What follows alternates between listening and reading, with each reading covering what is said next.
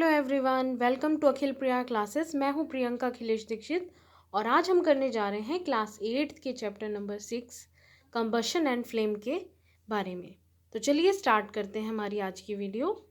अभी जैसे हम अपने लास्ट चैप्टर में फ्यूल्स के चैप्टर में करके आए हैं, कोल एंड पेट्रोलियम में हमने पढ़ा कि क्या होते हैं फ्यूल्स, कितने टाइप्स के होते हैं, हमने ऑलरेडी डिस्कस कर चुके हैं अपने लास्ट चैप्टर में। ये भी हमने देखा कि कैसे वेरियस पर्पस के लिए यूज़ किए जाते हैं ये फ्यूल्स हमारे घरों में, इंडस्ट्रीज़ में और ऑटोमोबाइल्स की रनिंग में, और भी कई एप्लीकेशंस हैं हमारी फ्यूल्स की, ये हमने डिस्कस कर ली है अपने चैप्टर्स में।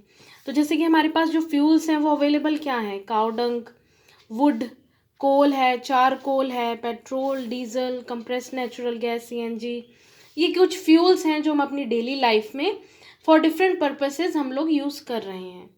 तो इस चैप्टर में हम पढ़ेंगे बेसिकली कंबशन एंड फ्लेम के बारे में। बहुत इंटरेस्टिंग चैप्टर है, वीडियो को लास्ट तक देखिएगा।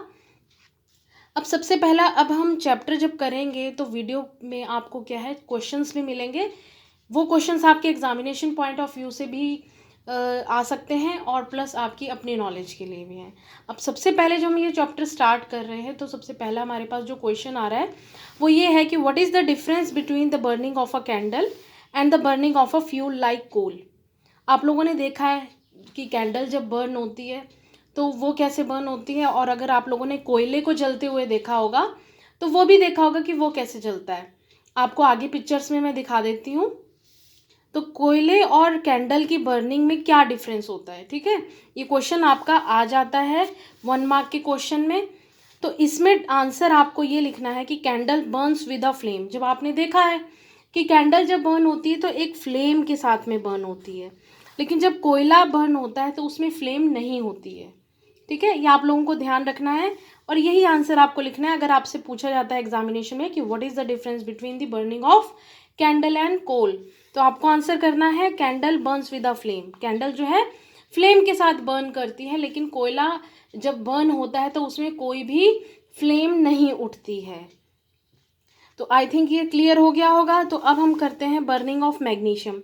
बर्निंग ऑफ मैग्नीशियम रिबन को आप क्लास 6, 7, 8 में जो है पढ़ते आए हैं, ये एक्टिविटी में, एक्सपेरिमेंट में। तो यहाँ देखिए क्या इक्वेशन होती है, सबको पता है।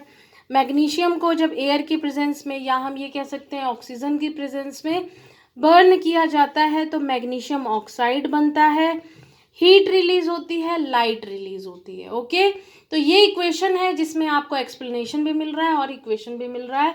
इस इक्वेशन से आपको दोनों चीज़ें समझ आ जाएंगी। तो ये आपको मैं स्टार मार्क कर देती हूँ। ये आपको ध्यान रखना है कि जब भी मैग्नीशियम की या मैग्नीशियम रिबन को हम बर्न करते हैं इन प्रेजेंस ऑफ ऑक्सीजन तो मैग्नीशियम ऑक्साइड बनता है, हीट रिलीज होती है along with the light. Okay,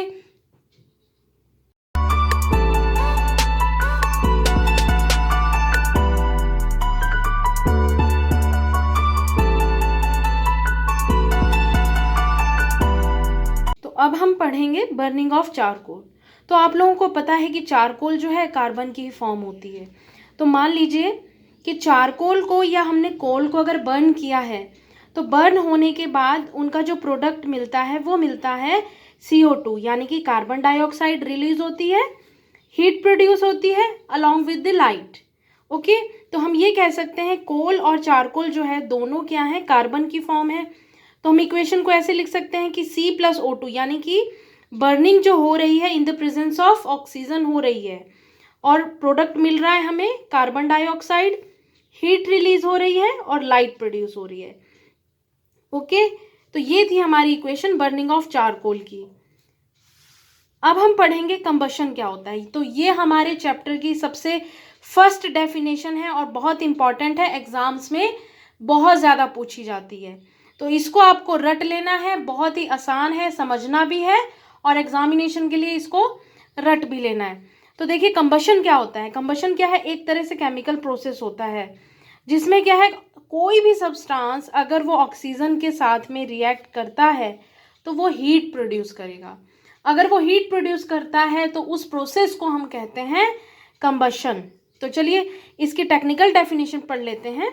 a chemical process in which substance reacts with oxygen to give off heat is called combustion। तो कोई भी ऐसा केमिकल प्रोसेस आपको ध्यान रखना है, कंबशन क्या है, एक तरह से केमिकल प्रोसेस है जिसमें अगर कोई भी सब्सटेंस ऑक्सीजन के साथ रिएक्ट करके हीट प्रोड्यूस करता है तो वो क्या होगा, कंबशन कहेंगे हम उस प्रोसेस को। उस केमिकल प्रोसेस का नाम होगा कंबशन। तो इसको आपको क्या है, लर्न कर लेना है इस डेफिनेशन को। फिर हम पढ़ेंगे कि कंबस्टिबल सब्सटेंसेस और फ्यूल क्या होता है। तो देखिए, अगर कोई भी सब्सटेंस कंबशन करता है, यानी कि अगर कोई भी सब्सटेंस जिसके अंदर कैपेबिलिटी है कि वो जल सके, तो ऐसा कोई भी सब्सटेंस जो जल जाते हैं तो उन्हें हम कहते हैं कंबस्टिबल सब्सटेंसेस या फिर फ्यूल। जैसे कि हम लास्ट चैप्टर में पढ़ के आए थे कोल, पेट्रोलियम, तो ये सारे ऐसे फ्यूल्स थे जो कंबस्टिबल थे, यानी कि ये जल सकते हैं, इनके अंदर जलने की प्रॉपर्टी होती है। तो अब आपको एक चीज़ और ध्यान देनी है कि द फ्यूल में बी सॉलिड, लिक्विड और गैशियस। जो हमारे कंबस्टिबल सब्सटेंसेस होते हैं या फ्यूल होते हैं, दोनों में से कोई किसी की भी बात हो रही है तो ये सेम चीज़ है। अगर मान लीजिएगा हमारा फ्यूल जो है वो सॉलिड में भी हो सकता है, लिक्विड में भी हो सकता है और गैशियस में भी हो सकता है। अगर वो सॉलिड में है तो इसका मतलब है, जैसे कि हमारे पास एग्जांपल में क्या है, कोल है, काउ डंग है, ये हमारे पास कैसे फ्यूल है, सॉलिड की फॉर्म में। इसी तरह अगर हम लिक्विड की बात करें, हमारा पेट्रोल हो गया, डीजल हो गया, ये क्या है, लिक्विड फ्यूल है। उसी तरह हमारे पास सीएनजी जो है क्या है, एक गैशियस फॉर्म में है। तो हम ये कह सकते हैं कि जो हमारे फ्यूल्स होते हैं ये तीनों स्टेट्स में अवेलेबल होते हैं। तो ये आपको ध्यान रखना है। उसके बाद अगर कभी भी कोई भी फ्यूल जो है बर्न होता है तो उसमें से या तो फ्लेम प्रोड्यूस होती है या फिर उसमें से ग्लो प्रोड्यूस होता है। जैसे कि फ्लेम हमने बात की थी कैंडल के रूप में, जब कैंडल बर्न होती है तो फ्लेम प्रोड्यूस होती है। उसी तरह जब कोल बर्न होता है तो आपको हल्का सा ग्लो दिखाई देगा कि हाँ ये जल रहा है। जब वो जलेगा तो आप लोगों को ऑरेंज ऑरेंज सा दिखाई देगा कि हाँ ये ग्लो कर रहा है, तो इसका मतलब है वो बर्न हो रहा है। तो आई थिंक ये आप लोगों को क्लियर हो गया होगा। तो अभी हमने पढ़ा कंबस्टिबल सब्सटेंसेस क्या होते हैं, जिनके अंदर प्रॉपर्टी होती है कि वो जल सकें। ठीक है, तो यहाँ पर देखिए कुछ मैंने लिखे हुए हैं आइटम्स जिसमें से हम फाइंड आउट कर सकते हैं कि कौन से सब्सटेंसेस कंबस्टिबल हैं और नॉन कंबस्टिबल हैं। अब जैसे कि हमारा वुड होता है, वुड क्या होता है, जल सकता है। अगर हम उसको आग लगाते हैं, मैच स्टिक से उसको जलाते हैं, वो जल सकता है। अगर वो जलता है तो इट मीन्स क्या है, वो कंबस्टिबल है।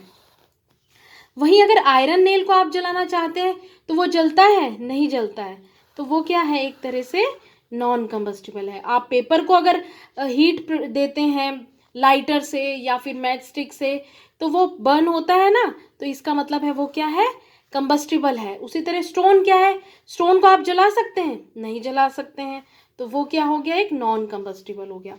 उसी तरह मैच स्टिक्स क्या है, वो तो कंबस्टिबल है। ठीक है, तो ये कुछ चीज़ें थी जो हमने देखी कि कुछ सब्सटेंसेस जो हमारे पास अवेलेबल हैं उसमें से कुछ जो है जल सकते हैं, कुछ नहीं जलते हैं। तो जो जल सकते हैं, जिनके अंदर क्या होता है, अगर हम उसे हीट या मैच स्टिक से जलाते हैं तो वो जल जाएंगे, तो वो कहलाएंगे कंबस्टिबल सब्सटेंसेस। और जो नहीं जल सकेंगे उन्हें कहा जाता है नॉन कंबस्टिबल सब्सटेंसेस। तो आई थिंक ये क्लियर हो गया होगा आपको। दी गई है जिसमें आप देख सकते हैं आपके सामने 3 कैंडल्स हैं। ये तीनों कैंडल में क्या है, डिफरेंस है। और आप देख, चलिए स्टार्ट करते हैं हम ए फिगर की कैंडल से, जिसमें देख सकते हैं चिमनी लगी हुई है और नीचे से ब्लॉक्स जो हैं प्रोवाइड किए गए हैं, यानी कि बॉटम ऑफ द बोर्ड जो है कैंडल को क्या मिल रहा है, ऑक्सीजन मिल रहा है। इस वजह से जो ए फिगर वाली जो कैंडल है वो इजीली क्या है, बर्न होती रहेगी, वो अनअफेक्टेडली बर्न होगी क्योंकि ऑक्सीजन उसको मिलता जा रहा है। अब हम आते हैं बी फिगर पे। अब क्या करेंगे, हम ए फिगर में जो ब्लॉक्स रखे थे बी फिगर में उसको हटा देते हैं, तो बॉटम ऑफ द बोर्ड जो है ऑक्सीजन या फिर एयर मिलना कैंडल को बंद हो जाएगा, जिस वजह से क्या है, कैंडल थोड़ी देर जलकर बुझ जाएगी और स्मोक प्रोड्यूस होगा। अब बात करते हैं सी नंबर की फिगर पर। हमने बॉटम ऑफ द बोर्ड जो है वो तो हमने एयर हटा ही दी थी। अब हमने सी फिगर में क्या है, ऊपर यानी कि टॉप पर भी क्या रख दिया, बोर्ड रख दिया, जिससे क्या है, एयर बिल्कुल भी कंटेनर के अंदर, चिमनी के अंदर नहीं आ पाएगी। सी फिगर में क्या होगा, कैंडल बिल्कुल बर्न नहीं होगी, स्मोक जो है वो प्रोड्यूस होगा। अगर पहले कैंडल जल रही थी जो, वो बुझ जाएगी, क्योंकि एयर जो है बिल्कुल भी नहीं मिली उस कैंडल को। तो आप इस एक्सपेरिमेंट से समझ सकते हैं कि बर्निंग के लिए ऑक्सीजन कितनी एसेंशियल है। अब बात करते हैं नेसेसरी कंडीशन फॉर कंबशन। सो हमारी नेसेसरी कंडीशंस जो है जिसकी वजह से कंबशन पॉसिबल है, तो सबसे पहले क्या है, air with presence of oxygen. ये अभी हम एक्सपेरिमेंट से देख ही चुके हैं कि किसी भी सब्सटेंस के बर्निंग के लिए एयर कितनी असेंशियल है। उसके बाद आता है हमारा कंबस्टिबल सब्सटेंस। जो सब्सटेंस हम ले रहे हैं वो भी तो कंबस्टिबल होना चाहिए, तभी तो हम उसको कंबशन दे सकते हैं। तो फिर हमारे पास सेकंड कंडीशन जो है वो ये है कि हम जो भी सब्सटेंस ले रहे हैं कंबशन के लिए ज़रूरी है कि वो कंबस्टिबल हो, जलने लायक हो, जो जल सकता है। ठीक है। उसके बाद हमारे पास आता है थर्ड नंबर पे temperature above the ignition temperature. Ignition temperature के बारे में हम आगे डिस्कस करेंगे और आपको और डिटेल में समझ आ जाएगा। यहाँ मैं आपको बता दूं कि इग्निशन टेम्परेचर क्या होता है। किसी भी सब्सटेंस को जलाने के लिए एक पर्टिकुलर टेम्परेचर जो है जब वो अचीव हो जाता है तो सब्सटेंस क्या करता है, जलने लगता है। तो ये 3 कंडीशंस हैं जो ज़रूरी है कंबशन के लिए। तो इन्हें आपको ध्यान रखना है, इन्हें स्टार मार्क कर लीजिए, नोट्स बनाएंगे, इन्हें ध्यान से ऐसे एज इट इज़ इनको लिख लीजिए। तो अब हम बढ़ते हैं आगे। तो आप लोगों ने देखा है कि जो हमारा सन होता है, सन क्या होता है, उसमें क्या है, हीट और लाइट प्रोड्यूस होती है। तो हम ये कह सकते हैं ना कि सन क्या है, एक तरह से बर्न हो रहा है। सन में भी क्या है, बर्निंग प्रोसेस हो रहा है, जिसकी वजह से क्या है, हीट और लाइट जो है प्रोड्यूस होती है बाय न्यूक्लियर रिएक्शंस। अब न्यूक्लियर रिएक्शंस क्या होता है, न्यूक्लियर रिएक्शंस जब आप फर्दर आगे की क्लासेस में पढ़ेंगे तो आपको समझ आएगा कि किस तरह की न्यूक्लियर रिएक्शंस होती हैं। यहाँ पर अब आपको इतना ही ध्यान रखना है 8th क्लास के लेवल में कि जो सन जब बर्न होता है तो वो हीट प्रोड्यूस करता है, लाइट प्रोड्यूस करता है। किस वजह से, क्योंकि उसके अंदर जो केमिकल प्रोसेस चल रहा है, वो केमिकल प्रोसेस क्या है, क्योंकि उसके अंदर न्यूक्लियर रिएक्शंस चल रही हैं, थाउजेंड्स ऑफ न्यूक्लियर रिएक्शंस जो टेक प्लेस कर रही हैं। इस वजह से क्या होता है, सन प्रोड्यूस करता है हीट और लाइट, क्योंकि उसके अंदर गैसेस प्रोड्यूस हैं, वो रिस्पॉन्सिबल हैं न्यूक्लियर रिएक्शन के लिए। तो चलिए, आई थिंक ये आप लोगों को क्लियर हो गया होगा। अब हम बढ़ते हैं आगे। आप लोगों ने कभी ध्यान दिया होगा, और ये क्वेश्चंस भी है तो इसको नोट कर लीजिए, ठीक है। तो आप लोगों ने अगर कभी ध्यान दिया, अगर कोई इंसान जल जाता है, कोई पर्सन के कपड़ों पर तिनकी चिंगारी पड़ जाती है और उसमें क्या है, आग लग जाती है, तो आप लोगों ने देखा होगा कि हम ब्लैंकेट से उस इंसान को कवर करते हैं। तो ऐसा क्यों होता है, ठीक है, रीज़न क्या है कि हम उसे ब्लैंकेट से ही कवर करते हैं, ऐसा क्यों नहीं होता कि हम उसके ऊपर पानी डालते हैं। तो चलिए देखते हैं आंसर क्या है। When blanket is covered, actually क्या होता है कि जब हम किसी भी इंसान को, अगर उसके कपड़ों पे आग लग गई है, उसे ब्लैंकेट से कवर करते हैं, तो होता क्या है कि एयर ब्लॉक हो जाती है। ठीक है, एयर ब्लॉक होने की वजह से, यानी कि ऑक्सीजन नहीं मिलता है, ऑक्सीजन नहीं मिलता है तो आग जो लगी होती है कपड़ों में ऑटोमेटिकली बुझ जाती है। इस तरह से हम फायर को एक्सटिंग्विश कर सकते हैं। जब हम किसी इंसान के अगर कपड़ों पे आग लगी है तो कंबल डाल के ब्लैंकेट से लपेट कर उसमें जो ऑक्सीजन थी उस एयर को ब्लॉक करके हम इंसान को जलने से बचा सकते हैं। तो ये चीज़ आपके एग्जाम में भी आ सकती है, इस क्वेश्चन को आपको ध्यान रखना है। एज इट इज़ आप इसका आंसर लिख सकते हैं।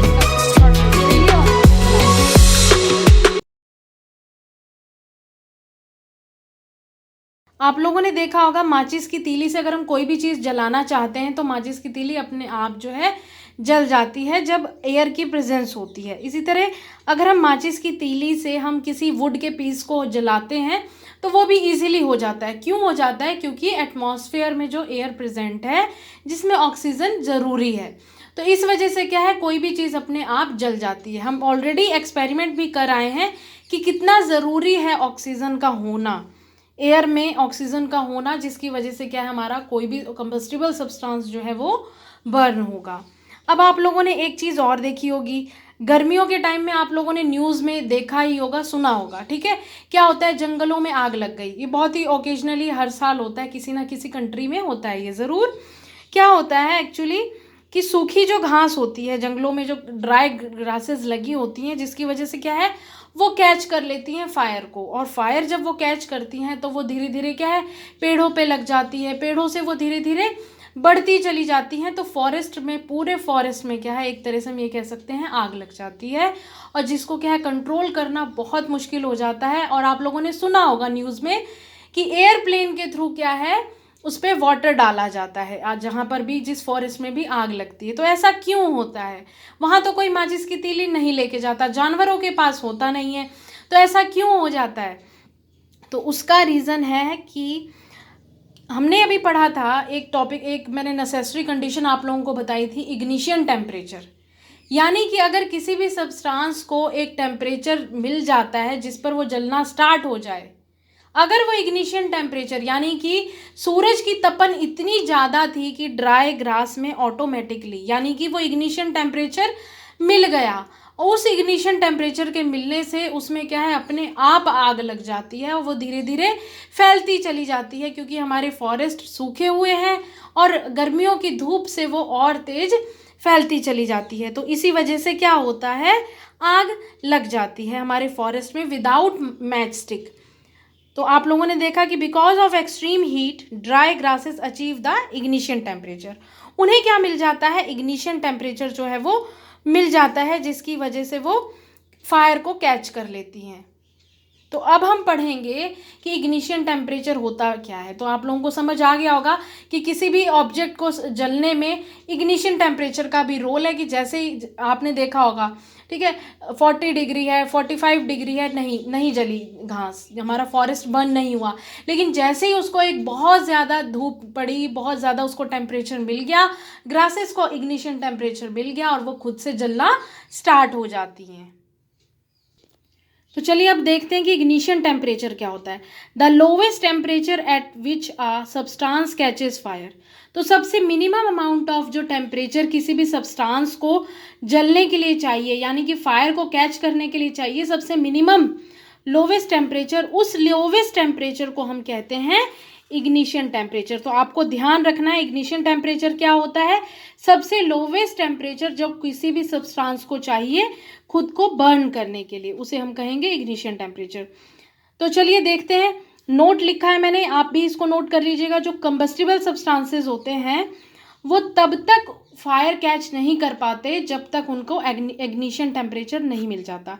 अगर मान लीजिए कोई भी सब्सटेंस है वो रखा हुआ है लेकिन उसको इग्निशन टेम्परेचर नहीं मिला, यानी कि उसको मिनिमम टेम्परेचर जो उसको चाहिए जलने के लिए वो नहीं मिलता है, तो कोई भी सब्सटेंस नहीं जलता है। जैसे कि आप लोगों ने देखा होगा कि हम अगर कैंडल में फायर लगाते हैं, जैसे हम कैंडल में माचिस की तीली से हमने जलाया, तो क्या होता है, कैंडल जो है इजीली बर्न हो जाती है। वहीं अगर हम कोयले को अगर माचिस की तीली लगाकर हम सोचें कि वो जल जाए तो वो नहीं जलता है, क्योंकि कोयले का, यानी कि जो हमारा कोल है, उसका इग्निशन टेम्परेचर बहुत ज़्यादा होता है। इस वजह से क्या होता है, कोल इजीली बर्न नहीं होता है, उसके लिए हमें काफ़ी मेहनत करनी पड़ती है। तो ये आप नोट कर लीजिए कि कभी किसी भी सब्सटेंस को अगर इग्निशन टेम्परेचर नहीं मिल पाता, तो अगर उससे लोअर है टेम्परेचर, तो कोई भी सब्सटेंस अपने आप नहीं जलेगा। इसी तरह जो कैरोसिन ऑयल और वुड होते हैं, जैसे कि मान लीजिए आपको दोनों पता है, कैरोसिन ऑयल भी और वुड भी क्या है, दोनों ही कंबस्टिबल सब्सटेंसेस हैं, लेकिन रूम टेम्परेचर पे अपने आप तो जलते नहीं है, ठीक है।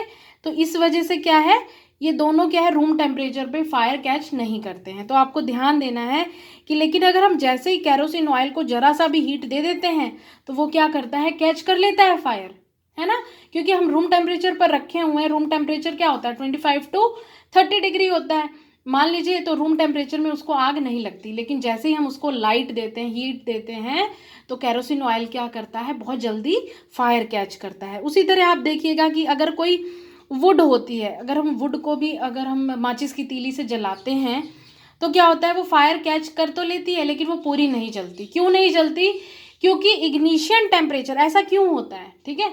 अब हमारे पास एक क्वेश्चन आता है कि वुड जो है वो हीट थोड़ा सा करने में नहीं जलती है, वहीं हमारा कैरोसिन ऑयल जो है थोड़ा सा हीट करने पे जल जाता है। तो ऐसा क्यों होता है, ये क्वेश्चन आ सकता है, और अपनी नॉलेज के लिए भी हम सबको पता होना चाहिए। तो ऐसा इसलिए होता है क्योंकि जो इग्निशन टेम्परेचर होता है कैरोसिन ऑयल का, वो लो होता है एज कंपेयर टू वुड, यानी कि वुड को जलने के लिए इग्निशन टेम्परेचर जो है ज़्यादा चाहिए as compare to kerosene oil. इस वजह से क्या है, कैरोसिन ऑयल जल्दी हीट कैच कर लेता है, फायर कैच कर लेता है, और वुड इतनी जल्दी फायर नहीं कैच करती है। आप लोगों ने देखा होगा कि जो हमारे इंडिया में फेस्टिवल मनाया जाता है सर्दियों में, लोहड़ी का, तो उसमें आप लोगों ने देखा होगा कि लकड़ियों को जलाया जाता है और स्टार्टिंग में पेपर डाला जाता है और ये आपका केरोसिन ऑयल डाला जाता है, कोई भी ऑयल डाला जाता है, देखा होगा आपने।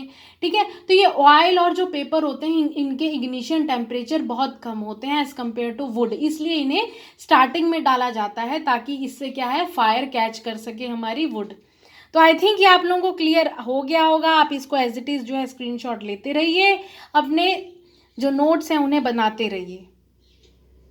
तो आइए इग्निशन टेम्परेचर के कंसेप्ट को और समझने के लिए हम एक्टिविटी नंबर 6.4 एनसीईआरटी की करते हैं। तो देखिए क्या करना है, इस एक्टिविटी में आपको 2 पेपर फोल्ड जो हैं वो करने हैं और उसमें एक को एम्प्टी रखना है, एक में से अबाउट 50 ml वाटर जो है उसे पोर करना है। इन दोनों को अलग अलग कैंडल के नीचे आपको जलाना है। जैसे ही आप जो एम्प्टी पेपर कप था उसको फायर के पास यानी कैंडल के ऊपर जलाएंगे, वो ईजिली क्या है, जल जाएगा। और वहीं आप देखेंगे जिसमें आपने वाटर पोर किया था, तो वो जो पेपर है वो नहीं जलेगा, क्योंकि जो हीट हम सप्लाई कर रहे हैं तो वो ट्रांसफ़र होगी वाटर में कंडक्शन के थ्रू, यानी कि इवेपोरेशन के थ्रू वो जो वाटर हमने डाला था वो पहले इवेपोरेट होगा। तो इस वजह से क्या होता है, प्रेजेंस ऑफ वाटर की वजह से उस पेपर को इग्निशन टेम्परेचर नहीं मिल पाता है, वो नहीं रीच कर पाता है। इस वजह से जो हमारा ये वाला पेपर है जिसमें हमने वाटर डाला था वो जलेगा नहीं जल्दी, लेकिन जैसे ही उसका वाटर सूख जाता है यानी कि इवेपोरेट हो जाता है, देन आफ्टर वो स्टार्ट कर देगा जलना। हाँ, देखिएगा कि इनफ्लेमेबल सब्सटेंसेस क्या होते हैं। तो हमारे पास कुछ ऐसे सब्सटेंसेस होते हैं जिनका इग्निशन टेम्परेचर, ध्यान रखिएगा, जिनका इग्निशन टेम्परेचर बहुत ही कम होता है और वो इजीली फायर कैच कर लेते हैं। क्योंकि इग्निशन टेम्परेचर कम होगा तो वो बहुत जल्दी फायर कैच कर लेते हैं, इस वजह से उन्हें क्या बोला जाता है, इनफ्लेमेबल सब्सटेंसेस। तो इनके एग्जांपल क्या हैं, पेट्रोल, अल्कोहल, एलपीजी गैसेस और एट्सेट्रा। ठीक है, तो आई थिंक ये आपको क्लियर हो गया होगा कि इनफ्लेमेबल सब्सटेंसेस क्या हैं, जिनका इग्निशन टेम्परेचर कम है और फायर बहुत जल्दी से कैच कर लेते हैं। यानी कि कोल हमारा जो है वो बहुत जल्दी कैच नहीं करता है, उसका इग्निशन टेम्परेचर ज़्यादा होता है, वुड का इग्निशन टेम्परेचर ज़्यादा होता है। सो आई थिंक ये क्लियर हो गया होगा। तो हमारी आज की वीडियो यहीं तक, और फर्दर जो टॉपिक्स हैं हमारे इस चैप्टर के उसको कवर करने के लिए मेरी आगे की वीडियोस को चेकआउट करते रहिए। तो चलिए जल्दी से मेरे चैनल को सब्सक्राइब कर दीजिए, वीडियो को लाइक करिए और ड्रॉप करके कमेंट में बताइए कि आपको टॉपिक्स कैसे लगे, चैप्टर आपको कैसा लगा। कोई भी सजेशन या क्यूरीज हैं आप मुझे कमेंट बॉक्स में ड्रॉप कर सकते हैं। Thank you for watching this video.